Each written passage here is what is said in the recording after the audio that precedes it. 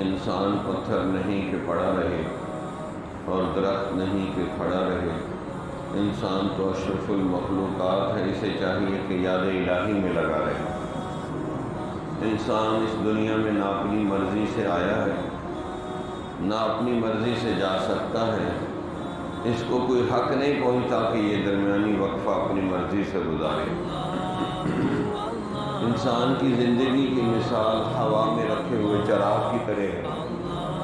اگر جوان آدمی چراغ شام ہے تو بوڑھا آدمی تو چراغ صبح ہے، کسی بھی وقت اس دنیا سے روانہ ہو جائے گا۔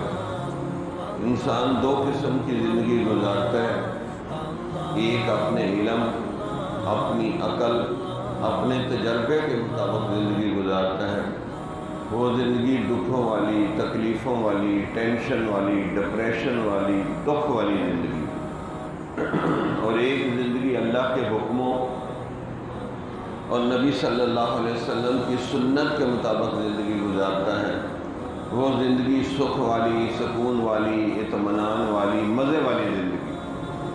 تو ہر بندہ چاہتا ہے کہ میں سکھ اور سکون والی زندگی گزاروں۔